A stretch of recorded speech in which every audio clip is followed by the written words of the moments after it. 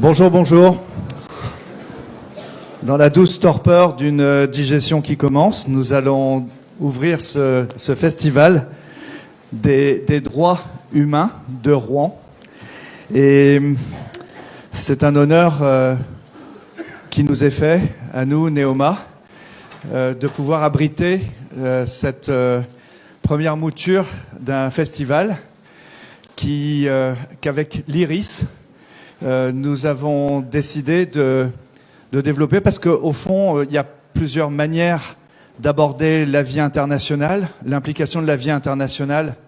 On peut le faire à partir du business, mais on voit bien aujourd'hui combien il est important de se poser les questions politiques, de se poser les questions morales et d'essayer de faire cohabiter des injonctions souvent contradictoires de l'intérêt économique, de l'intérêt politique et de la vision morale.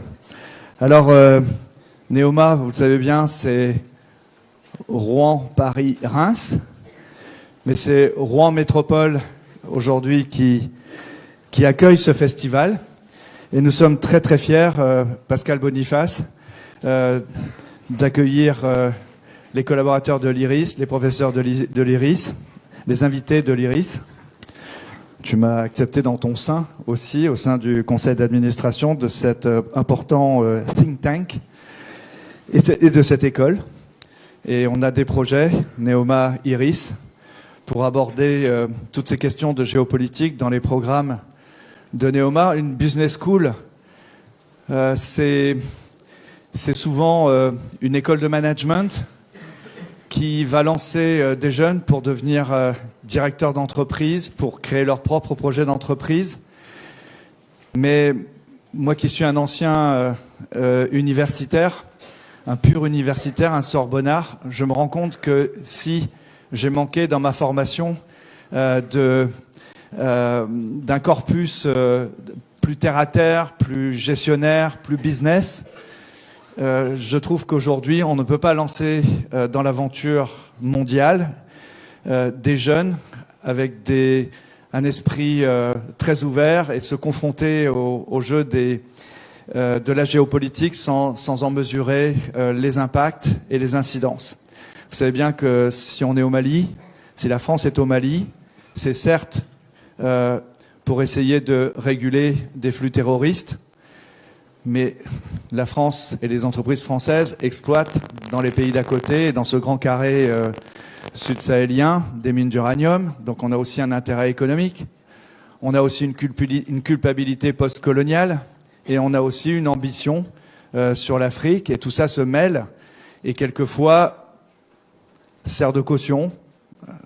Et je pense que c'est important que aujourd'hui, nous, dans les entreprises, salariés d'entreprise, salariés d'Areva, de Total, dirigeants de ces boîtes, on se pose sans arrêt la question de ce qu'on veut préserver en priorité, de ce qu'on veut être en priorité. Alors merci Nicolas, monsieur le maire de Rouen Métropole, d'accueillir ce festival. Je vais vous laisser la parole. C'est vous qui m'invitez. D'ailleurs, c'est un super coup d'État. Je ne sais pas si vous vous rendez compte, s'il y a des puristes dans la salle, vous avez autorisé un Breton à parler avant un Normand en Normandie. Ce qui montre que vous êtes encore assez novice en politique, en tout cas, et cette naïveté vous honore. Cette naïveté vous honore. Merci.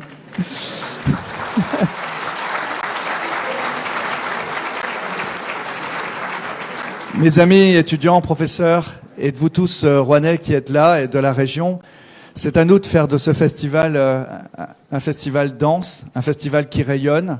Les questions qui vont être soulevées, au-delà de la pédagogie, au-delà de la connaissance, elles sont vraiment fondamentales pour notre avenir. Nous allons en parler dans nos ONG, nous allons en parler dans nos entreprises. Ici, nous avons un creuset, nous avons une possibilité, avec des lieux d'ailleurs qui sont magnifiques, et j'espère qu'on n'en déménagera pas, pouf pouf. On a de quoi faire un véritable creuset de réflexion qui peut rayonner bien au-delà de notre Normandie. Monsieur le maire, et Delphine, si tu veux bien arrêter de faire la causette au maire, je vais vous proposer de nous accueillir. Merci à tous.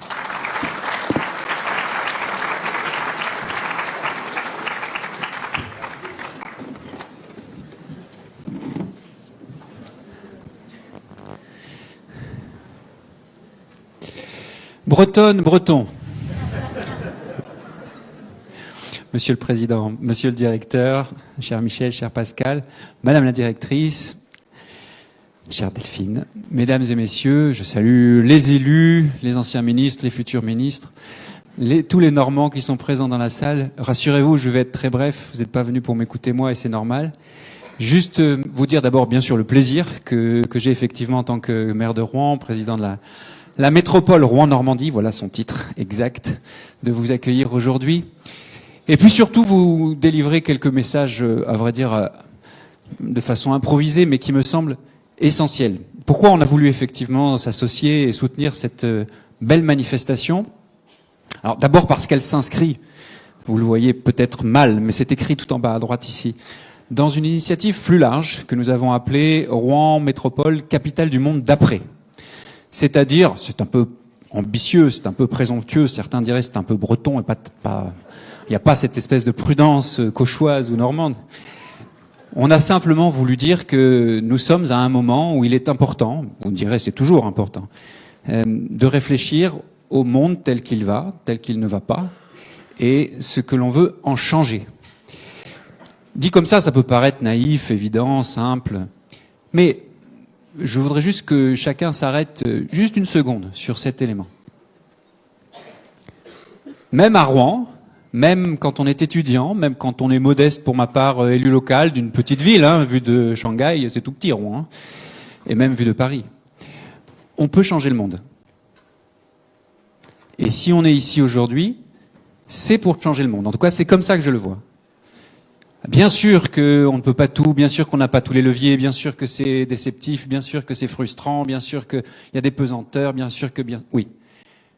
Mais moi je crois fermement que c'est à partir des expériences de terrain, à partir des écoles de terrain, à partir de vos expériences, à partir de vos réflexions collectives, qu'on peut essayer de construire d'abord des débats évidemment, et puis peut-être demain des propositions, et peut-être après-demain des solutions pour faire que ce monde soit plus soutenable, pour faire que ce monde soit plus inclusif, et c'est pas un vilain mot ni un mot valise.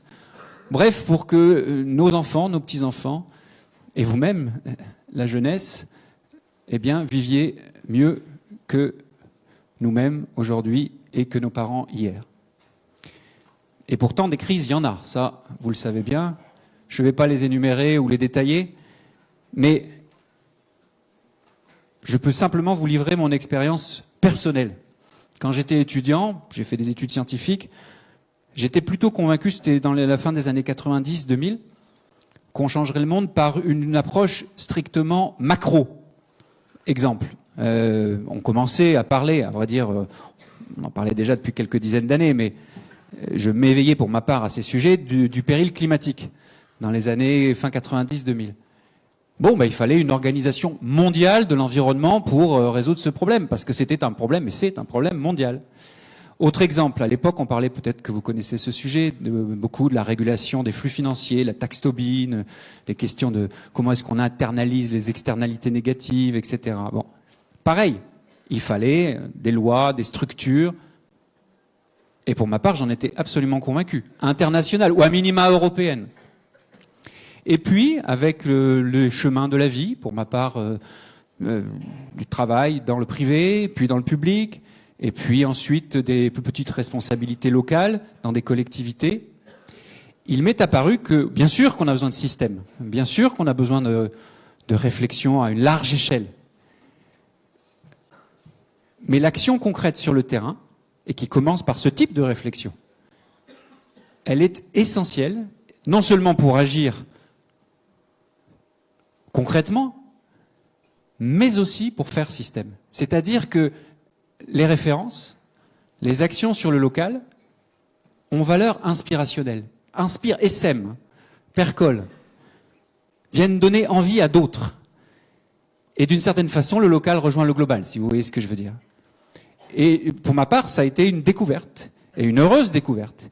Ce qui fait que malgré les vicissitudes de l'action publique, je suis parfaitement heureux d'agir à mon modeste niveau, parce que je crois fermement que, en essayant de faire bouger Rouen, en vous voyant ici, en vous voyant réfléchir ici, eh bien, ensemble, même si on n'est pas toujours d'accord, et c'est normal, et c'est tant mieux, eh bien, on change le monde. Et quand on veut changer le monde, il y a aussi cette envie de le faire pas tout seul, c'est-à-dire en lien. Et ce mot de lien, il est fondamental. J'espère qu'il l'est dans votre vie personnelle.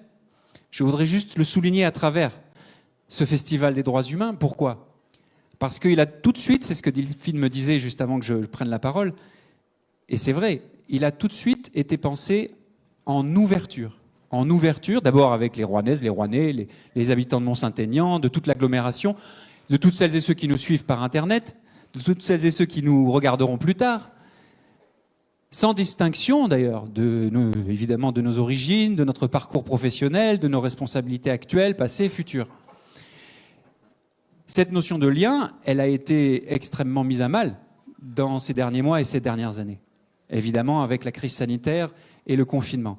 Et donc, cette idée qu'une école telle que Neoma, alors, c'est vrai, il y a 3 campus. Il y a Paris, Reims, Rouen. Mais enfin, la locomotive, l'étendard, le moteur. Si je devais choisir parmi les 3 le Napoléon sur le pont d'Arcole, la référence n'est pas tout à fait fortuite. C'est Rouen. Non, blague à part, on est très heureux de travailler. Non, n'applaudissez pas ça, je vais me faire engueuler. Même si je le pense en réalité, mais publiquement, je n'ai pas le droit de le dire. Non, blague à part, évidemment qu'on est très fiers de collaborer, mais on est aussi très fiers de Rouen. Et les deux sont surtout pas exclusifs, et c'est précisément ce que j'essaye de montrer. Le lien est essentiel. Et une école comme Neoma, elle n'est pas dans une tour d'ivoire, évidemment. Elle est évidemment en connexion avec les entreprises, c'est pas la peine de le démontrer ou de l'expliquer, mais elle est aussi en lien avec la société locale, et comme j'ai essayé de le dire, le local et le global, c'est la même chose. Et elle est aussi en lien avec les problématiques de notre temps.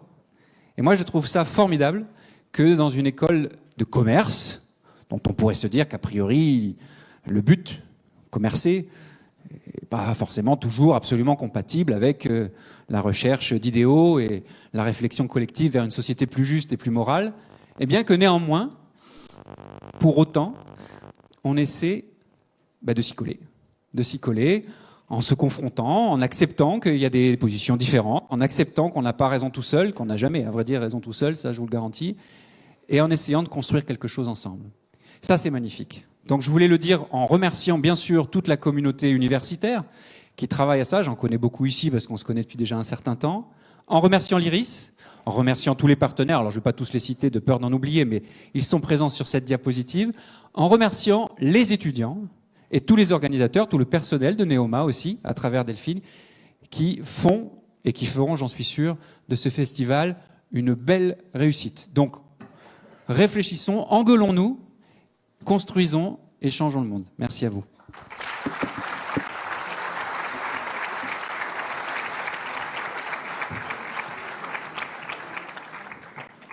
Merci Nicolas, merci Michel-Édouard pour ces mots d'accueil. Merci aussi à Neoma. C'est un partenariat. C'est un partenariat que l'on fait et qui veut être un partenariat sur le long terme. Micro. Je prends celui-là alors. C'est un partenariat. Merci donc à Michel-Édouard et à Nicolas qui m'ont précédé à la tribune. On a beaucoup discuté lors du déjeuner de ce qu'on allait faire et de nos projets communs. Et effectivement, je crois beaucoup au partenariat. Nos différences nous enrichissent. Les différences, c'est sur quoi il faut travailler. Les différences n'opposent pas les uns et les autres. Si nous étions pareils, nous n'aurions pas eu cette coopération qui permet justement cet enrichissement fructueux. Nous voulons faire aussi bien ici qu'ailleurs, et dans les partenariats que l'on pousse avec Neoma, des débats, mais des débats qui soient à la fois contradictoires et respectueux. On n'est pas forcé de se crier dessus pour débattre. On n'est pas forcé non plus d'être d'accord pour débattre. Le vrai débat, ce sont des désaccords qui sont exprimés de façon courtoise, dans le respect intellectuel, parce que celui qui n'est pas d'accord avec vous n'est pas un ennemi, c'est quelqu'un qui n'est pas d'accord avec vous, mais peut-être justement dans le cheminement intellectuel de la discussion, vous allez pouvoir un peu avancer vers son point, et lui va peut-être avancer vers l'autre. Et je crois qu'il y a un enjeu essentiel aujourd'hui à ramener le goût du vrai débat. Parce que trop souvent, tant sur les réseaux sociaux que sur les chaînes télévisées, il y a des débats qui ne sont pas des débats. Il y a des débats qui sont des clashs. Il y a des débats qui sont juste des invectives, mais qui ne sont pas cet effort collectif d'intelligence des situations. Et c'est vraiment ça que l'on veut faire. Pourquoi de la géopolitique dans une business school ? Parce que la géopolitique, si vous vous intéressez pas à elle, elle s'intéresse à vous. Qu'est-ce qu'il se passe s'il y a une société qui fait faillite en Chine? Ça peut avoir des conséquences directes chez vous. Si tel ou tel président est élu aux États-Unis, ce n'est pas uniquement un fait national politique américain, c'est un fait international. Et effectivement, les soubresauts de ce qui peut se passer soit en Australie, soit au Mali, ont des conséquences directes. Aujourd'hui, la géopolitique, c'est comme l'anglais auparavant. Vous pouvez ne pas en faire votre métier, mais c'est indispensable pour circuler dans le monde. Et donc, il faut au moins avoir ce minimum de connaissances. Et même si vous n'êtes pas expert en géopolitique, vous avez au moins cette culture minimum de la géopolitique qui est essentielle pour circuler et pour ne pas être objet, pour être maître de votre destin. Parce qu'effectivement, comme tu l'as dit, Nicolas, il y a cette alliance globale locale. Et aujourd'hui, en fait, il y a bien sûr les grandes décisions, mais finalement, les différents chefs d'État et de gouvernement sont influencés par les opinions. Il y a un circuit permanent. Et aujourd'hui, chacun d'entre nous est à la fois récepteur et émetteur d'informations. Et donc, on pèse sur les décisions, et c'est justement parce que l'on peut peser sur les décisions qu'on a organisé ce festival. Les droits humains, les droits de l'homme, c'est essentiel. Alors, ça peut être un sujet galvaudé, mais c'est aussi un sujet extrêmement important pour lequel il y a de plus en plus d'engagement, notamment de la jeunesse. Les jeunes s'engagent de plus en plus dans des structures, pas forcément les partis politiques, mais dans des associations qui luttent justement pour la promotion, pour la défense des droits humains, vus de façon extrêmement large. Et c'est peut-être ça qui va faire bouger le monde, c'est peut-être ça qui va amener à des points plus positifs. Et donc on a voulu traiter des droits humains de façon non démagogique, parce que les postures sont souvent de l'imposture, de façon réaliste. Comment faire pour réellement améliorer les choses et pas uniquement chercher un effet d'image? Comment faire pour ne pas vouloir uniquement capter la lumière, mais améliorer réellement, même modestement, la situation des gens qui sont en souffrance, des gens qui sont malmenés, des gens qui sont victimes. Et donc ne pas chercher l'effet de manche, mais chercher des solutions réalistes à tous ces problèmes-là. Et je pense que collectivement, on va continuer à progresser, qu'on va mettre ces sujets sur le devant de l'actualité. Ce sont des sujets politiques, mais je pense qu'il faut dépasser, et ça sera le but de la première table ronde, une opposition stérile entre réalisme et morale, parce qu'en fait, la seule vraie morale est réalisme, et le seul vrai réalisme est moral. Le réalisme, c'est de vouloir bouger les choses, pas de s'accommoder des situations qui existent, mais de voir les bouger en fonction des réalités, pas en fonction de ce que l'on voudrait qu'il soit. Si on veut que les choses s'améliorent, il faut partir des faits réels, il faut partir des situations existantes, et non pas de ce que l'on voudrait qu'il soit. Je voudrais remercier les différentes ONG qui sont venues, qui ont un stand. C'est dans le hall Bay, Elles sont à votre disposition pour leur expliquer. Et vraiment, nous, à l'IRIS, on travaille beaucoup avec les ONG dans nos formations, dans nos colloques. On a développer des liens très riches, très fructueux, justement, parce qu'on est différents. On ne fait pas tout à fait le même métier, mais on travaille ensemble pour améliorer cela. Et donc, merci à Amnesty International, à la Ligue des droits de l'homme, petite pensée pour Michel Tupiana, qui nous a quittés récemment, à l'ACAT, l'Association des chrétiens contre la torture, la CIMAD, Médecins sans frontières et Médecins du monde. Et puis, merci aussi aux associations étudiantes d'EOMA, ces associations étudiantes qui sont essentielles dans la formation des étudiants. Ce n'est pas le prof que je suis qui va dire que les cours ne servent à rien, mais on sait très bien que dans la formation, dans votre formation, mis à part les soirées d'intégration, c'est un autre sujet, mais ce qui compte beaucoup aussi, c'est le travail associatif, tous les débats que vous avez entre vous, qui viennent participer à cet enrichissement personnel, à cette discussion, parce que vous venez d'horizons divers et chacun apporte une vérité qui est différente. Voilà, merci à tous d'être venus. Longue vie au Festival des droits humains de Rouen. C'est la première paire d'un long chemin que j'espère pouvoir mener ensemble. Et on va tout de suite passer la parole au premier débat qui va être animé par Sylvie Matelli. Et je demande donc aux orateurs de ce premier débat de rejoindre la table ronde.